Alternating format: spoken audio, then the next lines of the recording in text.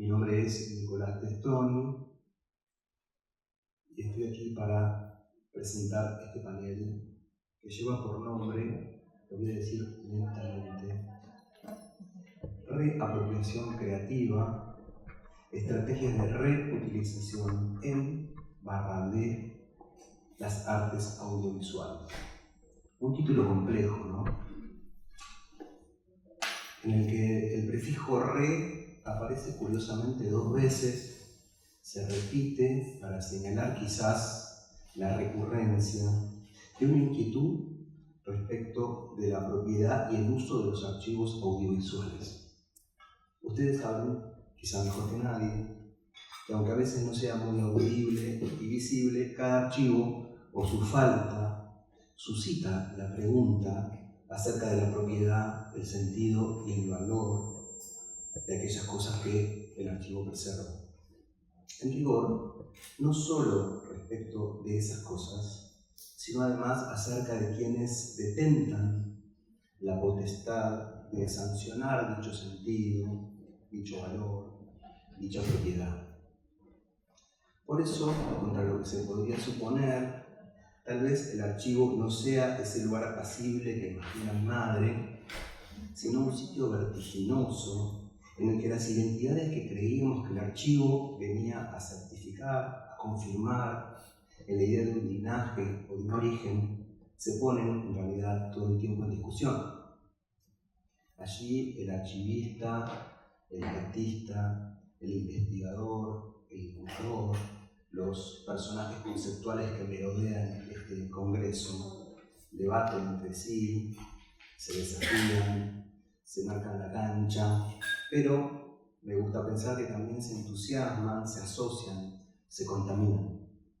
Lo más extraño es que a veces ese archivista, ese artista, ese investigador son la misma persona. Por eso puede que los 4 panelistas que les voy a presentar a continuación no sean solo 4, sean más y esto se extienda por horas. No, vamos a estar solo 2. Algunos están aquí presentes, es el caso de Leandro y de Ángela, y otros, para usar el viejo lenguaje televisivo, se encuentran en vivo y en directo o en diferido. Iremos viendo. Para decirlo en estricto orden alfabético, Agustín Arcomedi estudió literatura y es cineasta, investiga los vínculos entre archivo, memoria y fabulación. En 2017 estrenó su ópera prima El silencio es un cuerpo que cae, película que fue multipremiada y recorrió más de 60 festivales por todo el mundo. Luego escribió y dirigió Playback, ensayo de una despedida, film que resultó mejor cortometraje nacional en el Festival de Cine de Mar del Plata y se alzó con el Teddy Award en la Berlinale.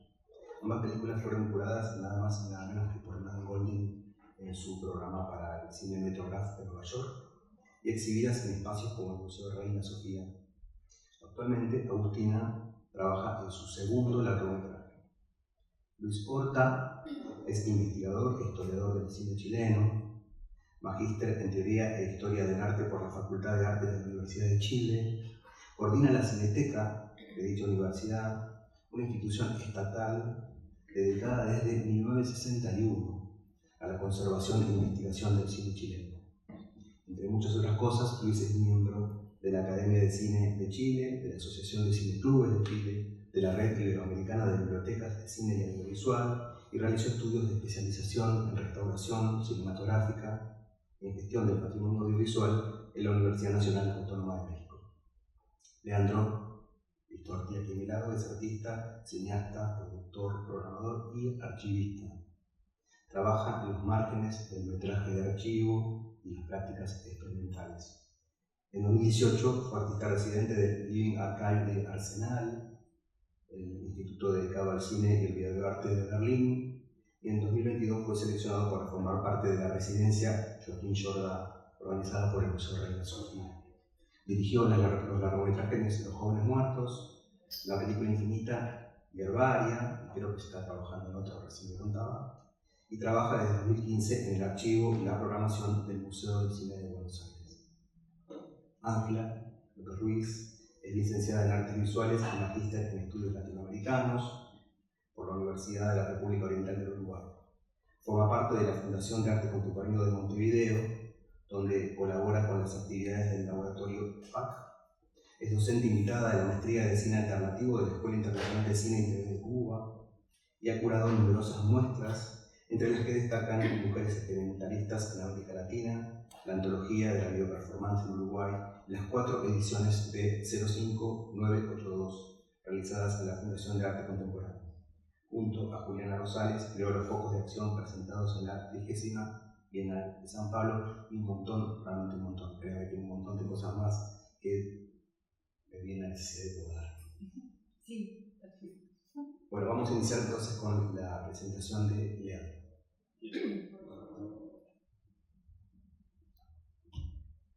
Bueno, hola, muchas gracias por estar acá, muchas gracias por la invitación. Irónicamente tuvimos un problema con el archivo que iba a usar, la presentación que iba a usar, así que lo convertí a algo más estable, como un PDF. O sea que lo que van a ver es eso, es el resultado de la conversión de un PowerPoint a un PDF. Así que vamos a ir viendo juntos en qué quedó. Hay algunos videos que no van a estar y creo que el formato se mantuvo en todas sus imágenes. En la presentación lo que pensé en hablar es sobre mis 2 últimas películas que tienen que ver directamente con el uso del archivo y en muchos casos la reapropiación de estos archivos en obras disímiles. La película anterior, la última película de Servaria, y la anterior es esta que estamos viendo acá, que es la película Infinita, que surgió de una idea que me parecía muy buena, que mucha gente compartía, que era una muy buena idea, y era pensar qué había pasado con todos esos materiales de películas argentinas que nunca se habían terminado. Trabajando en un archivo, uno está acostumbrado a manipular y a revisar y catalogar películas, pero uno siempre tiende también a pensar hacia el borde y empecé a imaginarme qué había pasado con esos materiales que en general son descartados y muchas veces tirados a la basura. Esto creo que también tiene que ver con un trabajo que venimos haciendo con todos mis compañeros y compañeras en el Museo de Cine, bajo la dirección de Paula Litivier, que es esta idea de extender un poco la idea de qué es lo que tiene que guardar un archivo. Y entonces, desde el archivo ya veníamos trabajando en esto de recibir y acoger materiales que en general terminaban en la basura o en cualquier otro lado. Y entonces esa idea de pensar qué había pasado con estas películas se dio el espacio a, bueno, buscar esos materiales. Y ahí nos dimos cuenta que había un gran obstáculo porque, por un lado, no había un lugar hacia donde dirigirse a buscar una lista de todos estos materiales, ni tampoco sabíamos que existían estos materiales. Sí existían. Entonces, ahí comenzó una larga búsqueda que mantuvimos durante varios años. Esta es una cita que agregué para darle un contexto un poco más académico, pero que cuando estaba buscando, como les decía, la búsqueda fue muy larga y durante mucho tiempo en esa búsqueda nos preguntábamos, bueno, pero ¿efectivamente existirá algo de material para hacer una película? Y si existiera, ¿existe la posibilidad de hacer una película con todos esos pedazos sueltos y esa basura que nadie quiere? Entonces, cuando uno está en ese modo de pensamiento, a mí por lo menos me pasa que cualquier cosa que lee o que ve sirve como una especie de tabla de flotación, de decir, sí, quizás estoy por un camino que puede conducir a algún resultado. Y bueno, esta fue una frase que me encontré y que de hecho me acompañó porque durante mucho tiempo la película no se llamaba La Película Infinita. Ese título vino después de muchos años y muchos años de buscar material y de tratar de darle forma a la película, pero antes se llamaba Sombras en el Cuadro, que es algo que hice por ahí en algún lado que me parecía que estaba bien, después me pareció que no era tan buen título y lo cambiamos. Pero bueno, acá venía el tráiler de la película para que quien la haya visto tuviera como una idea de qué era la película, así que la pueden buscar en YouTube, el tráiler.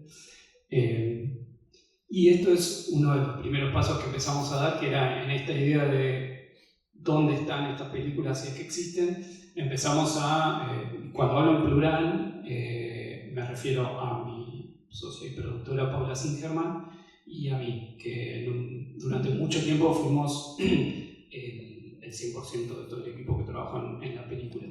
Y entonces lo que hacíamos, Paula tiene una larga experiencia, Paula Singerman tiene una larga experiencia en la producción, entonces conocía a mucha gente y estábamos en contacto con muchos productores, directores. Y fue un trabajo muy minucioso de ir hablando con gente. El recorrido de los archivos institucionales se acabó rápidamente porque, por un lado, no son tantos los archivos que guardan materiales audiovisuales, y por otro lado, por esto que mencionaba antes, en general no es un material que uno puede encontrar en un archivo, e incluso si los materiales están en el archivo, probablemente el archivo no sepa que están, porque es el tipo de material que queda hasta que no hay nada más para hacer, que catalogar e identificar esos rollos sueltos que nadie sabe bien qué son. Y entonces la búsqueda se produjo en parte por instituciones, pero principalmente a través de muchas personas, individuos. Y bueno, ese Excel fue creciendo, fue agrandándose, muchas veces llegando a callejones sin salida, porque había un momento en el que teníamos una cantidad de información limitada, la gente relacionada a esa película estaba muerta y ya no había más nada que hacer, más que seguir buscando por algún otro lado. Sí, el Museo del Cine fue muy útil por la colección que no es tan conocida de guiones que tiene. El museo tiene una colección muy grande de guiones que se filmaron y que no se filmaron también, que a mí me resulta todavía más interesante, que se conecta además con una idea que manejábamos durante mucho tiempo intentando hacer la película, que era ¿qué es una película que no se terminó? Hasta dónde delimitar los terrenos en los que una idea no es una película que no se hizo, pero un poco sí. Lo que buscábamos nosotros era material fílmico, eso sí lo sabíamos, entonces apuntábamos a eso para construir la película. Pero también nos dimos cuenta que todos estos guiones que nunca se habían filmado también de alguna manera formaban parte de esta colección de materiales de películas inconclusas. Entonces también fue una búsqueda de saber cuáles de estos guiones habían sido pasados a la pantalla y si se mantenían los mismos nombres y demás. En esa lista, por ejemplo, estaba este guión que es de Borges y Bioy, que nunca se filmó y que sigue ahí esperando ser filmado, si se anima. Y este es otro guión que encontré, que este tenía una particularidad, que era el guión de una película. Bueno, por un lado era lo que iba a ser la ópera prima de Mariano Pensotti, que estudió cine y que intentó hacer una primera película y que después obtuvo, como imagino que conocen, un gran recorrido en el teatro. Y de hecho no volvió a intentar hacer cine y siguió su exitosa carrera en el teatro. Y lo que pasaba con esta película era que había encontrado el guión y a través de Mariano un montón de latas con el material que había filmado. Entonces se daba un caso muy particular, que era que teníamos las imágenes y el guión. Y las imágenes de esa película, como prácticamente podría decir el 90% de los materiales que habíamos encontrado, no tenían sonido. Y eso también es algo que nos empezó a llamar la atención, que en general cuando se encontraban los materiales eran solo imagen. Que en un principio no terminamos de darnos cuenta por qué podía ser. Después, pensando un poco más, llegamos un poco a la conclusión de que el sonido muchas veces se graba en magnético, en un soporte magnético que es reusable. Entonces probablemente una película que no se termina o que tiene un destino incierto, esos soportes se vuelven a usar para otras cosas. Y también la posibilidad de que muchas veces los sonidistas se quedaran con ese material, una especie ya que no les habían pagado y la película no se había terminado, se quedaban con eso y tenía un destino incierto. De todas formas, no terminé usando el guión en la película, como no terminé usando casi nada del poco sonido que sí encontramos de las imágenes. Lo que pasó fue que me di cuenta en un momento que esa ausencia de sonido finalmente terminaba siendo beneficiosa, porque lo que nos obligó es a trabajar el sonido desde un espacio totalmente de cero. ¿Sí? Hubo que, más adelante, puedo contar un poco más cómo fue el trabajo de montaje de la película, que fue muy complejo. Ese trabajo de montaje se hizo en paralelo a la creación de la banda de sonido y ambos trabajos estaban muy conectados. Pero terminó siendo, creo yo, de alguna manera una bendición no tener nada de sonido, porque nos impulsó a pensar qué era lo que se iba a escuchar. Y de hecho, yo creo que buena parte de la construcción de la película y de los climas y la relación de las imágenes viene dado por la construcción que se hizo desde el sonido. Acá vienen una serie de recortes en esto de que les mencionaba, que no sabíamos si existían materiales fílmicos que pudiéramos llegar a encontrar. Mientras seguíamos con esa incertidumbre, lo que sí hacía yo era juntar todo lo que encontraba sobre las películas que no se habían terminado. Y creo yo con la fantasía de que eventualmente, si no aparecía nada de material fílmico, podía terminar armando algo con imágenes fijas o información variada. Principalmente esto fue investigando tanto en la biblioteca de ENARC como en la biblioteca del Museo de Cine. Y ahí surgieron mucha información de la que formaba parte ese listado. Esta fue una película que durante un tiempo tenía muy presente, con la ilusión de encontrar. Era la última película de Ángel Magaña. Y fue muy particular la manera en la que la conseguimos, porque un chico que hace animación, que estudiaba en ENARC, encontró en un bolquete una lata de una película en 35 milímetros, se la llevó a Fernando Peña, que a quien conocía y sabía, y Fernando me la pasó a mí. Y era esta película, era un acto que aparentemente es todo lo que se filmó de esa película, porque se murió Ángel Magaña y de hecho esa fue la razón por la que la película no se filmó. Estos son esos recortes. Bueno, acá venía un extracto del material de esta película, y estos son otros materiales que encontré que tienen que ver con una segunda versión de Los Velázquez, que es una película que una década antes había intentado filmar Pablo Sir, que quedó inconclusa también. Esta fue un segundo intento que también quedó inconcluso, y a través de su director de fotografía, Kiko Hoffman, nos dio varias imágenes sobre la planta y sobre también una búsqueda de locaciones que hicieron, y que en un momento esto fue un cortometraje, por ejemplo, que nunca logramos identificar, entonces tampoco sabíamos con certeza si era una película inconclusa o no.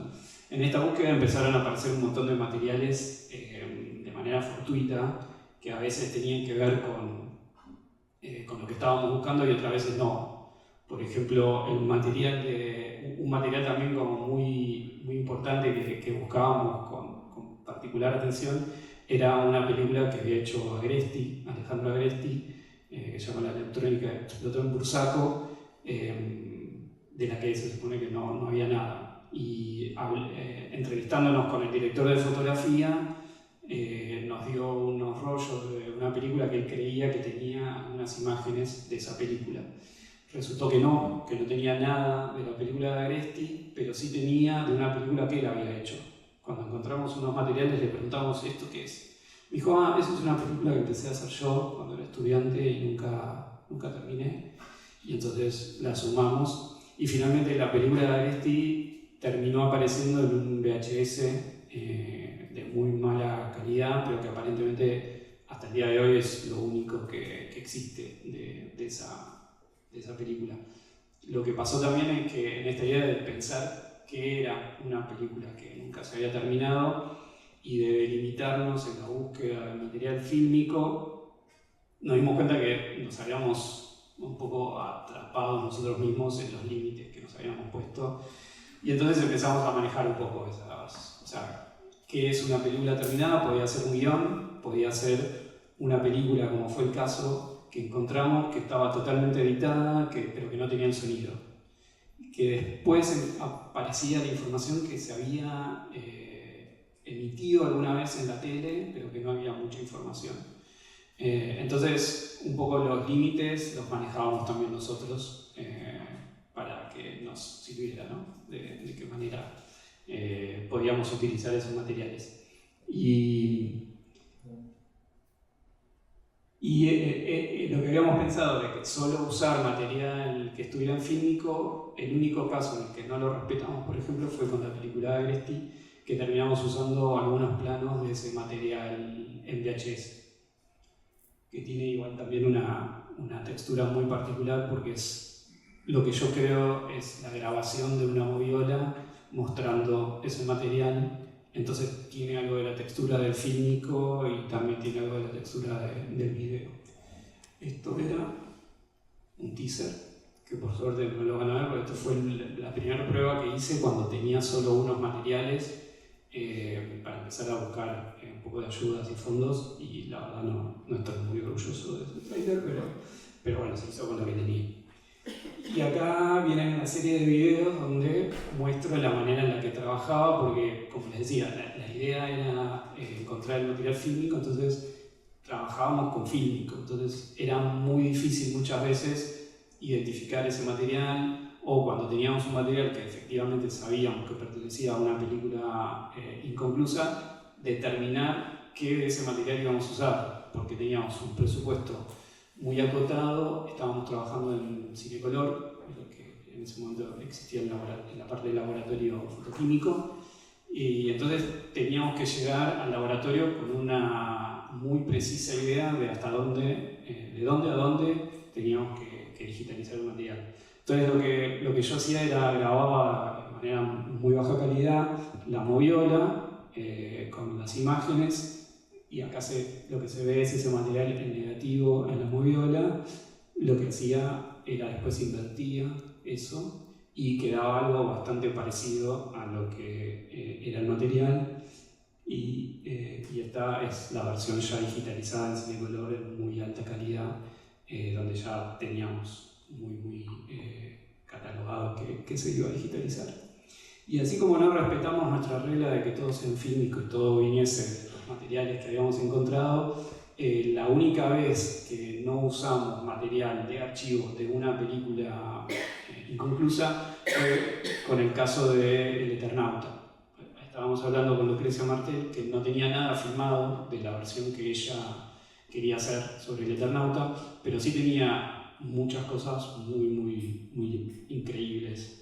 Entonces en su casa nos mostró un storyboard que tenía, el guión y unas manos, unas garras que tenía en el modelo, en escala, que queríamos que de alguna manera estuvieran en la película.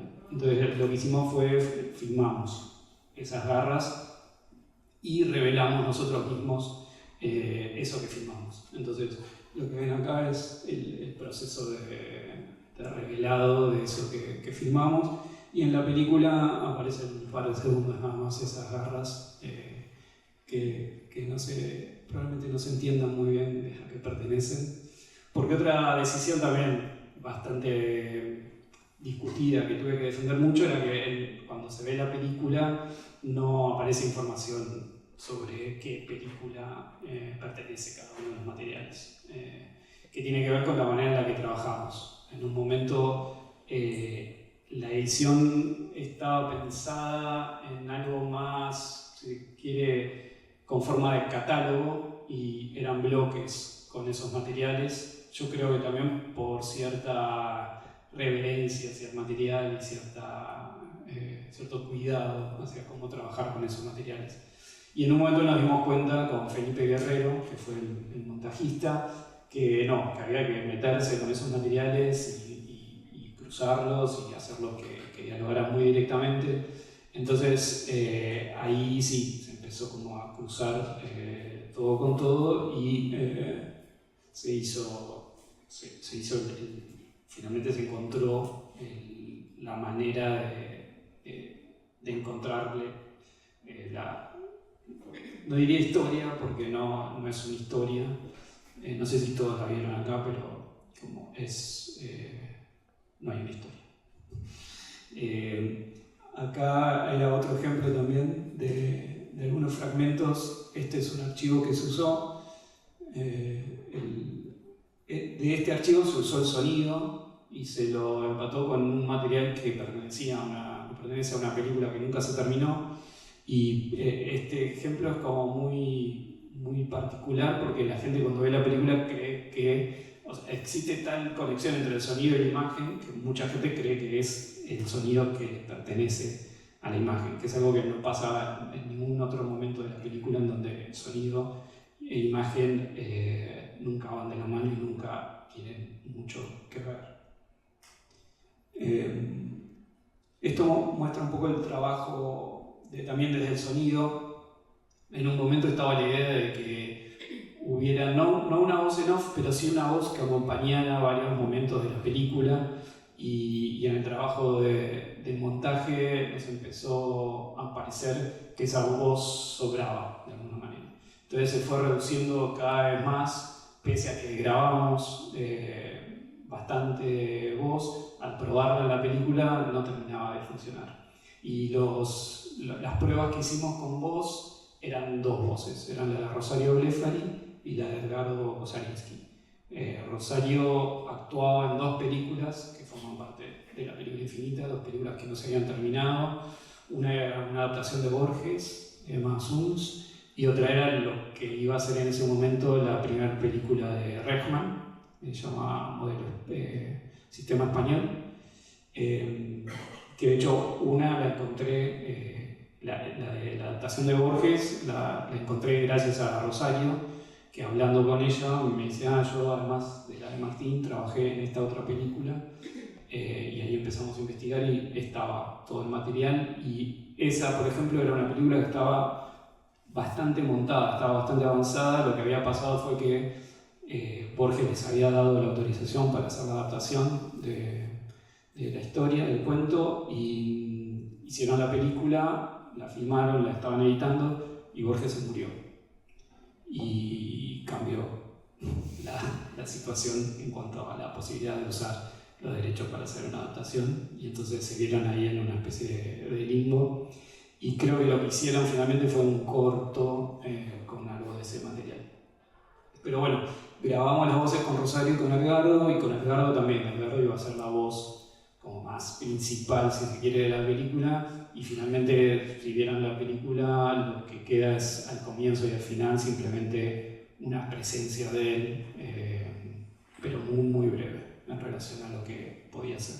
Y Rosario lo que hizo fue un falso doblaje, digamos, de las escenas en las que aparece ella, con una especie de doblaje con algo que escribimos nosotros.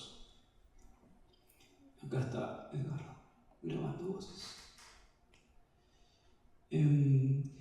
Y el trabajo de sonido fue para mí muy revelador y muy increíble. De hecho, me sirvió mucho para después en mi siguiente película, en Herbaria, porque como les decía, la mayoría del material estaba mudo, en silencio. Entonces nos obligó a pensar de qué manera armar, qué poner en la banda de sonido.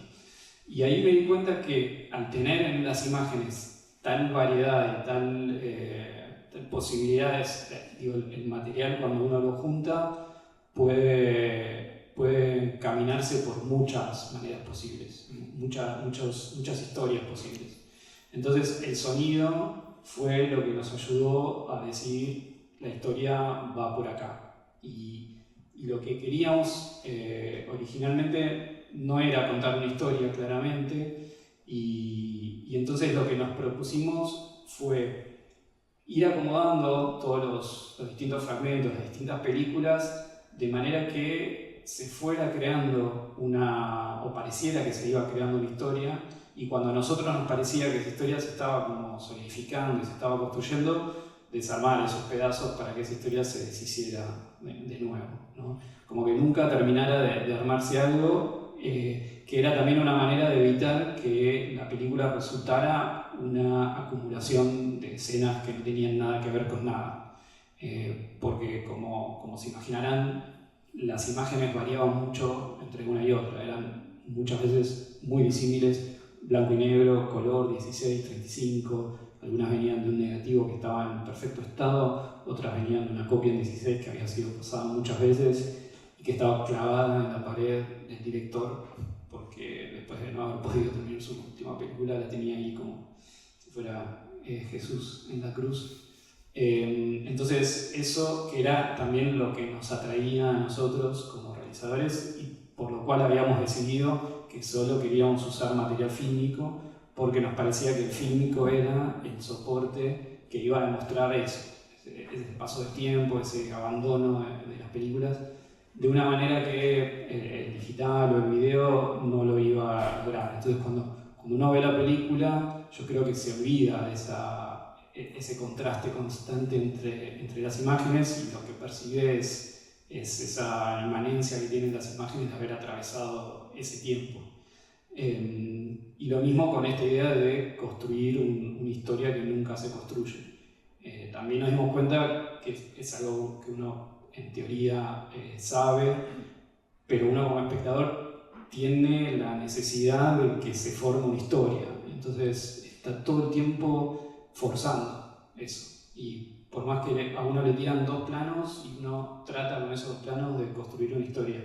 Entonces lo que hicimos fue aprovecharnos un poco de eso y esperar que fuera el espectador el que armara esa historia en cada uno.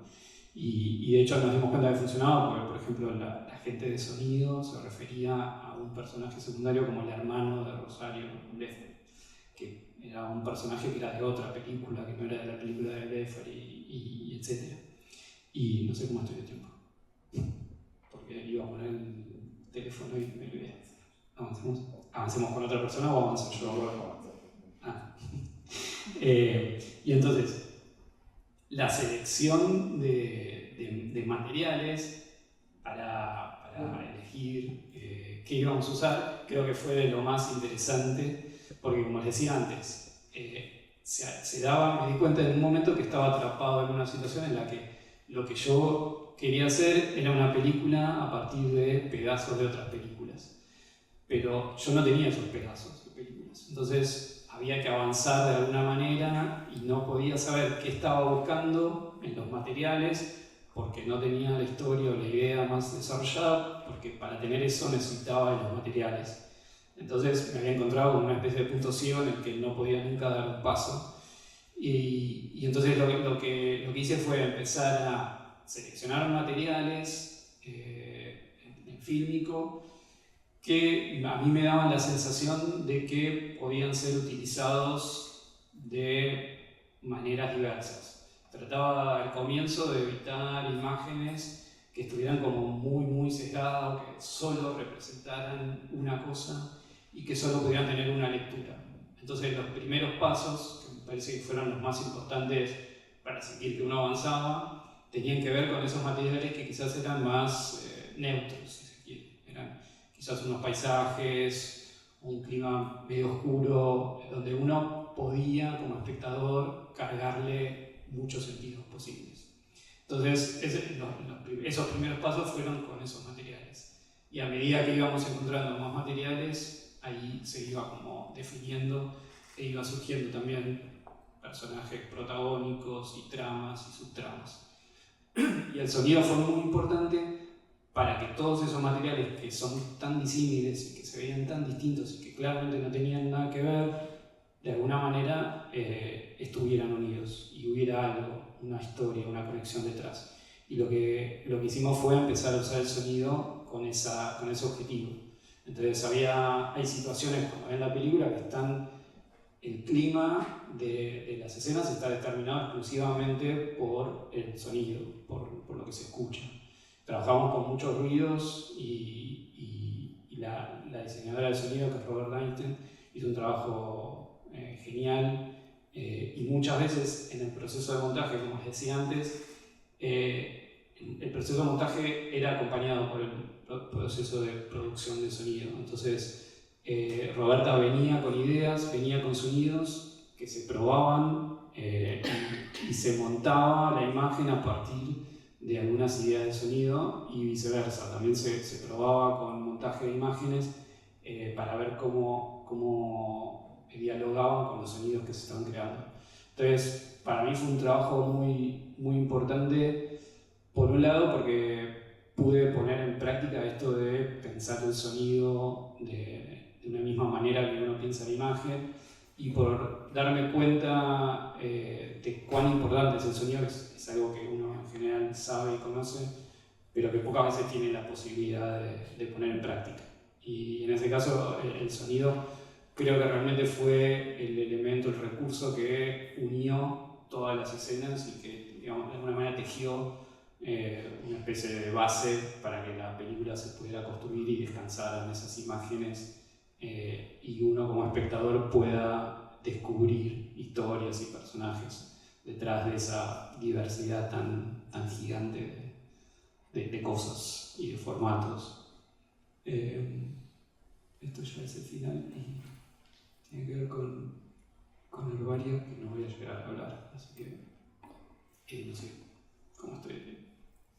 No quiero, como soy el primero, no quiero pasarme y después que todos tengan que es algo que siempre pasa cuando viene el final. Bueno, tenemos 20 minutos por cada ponente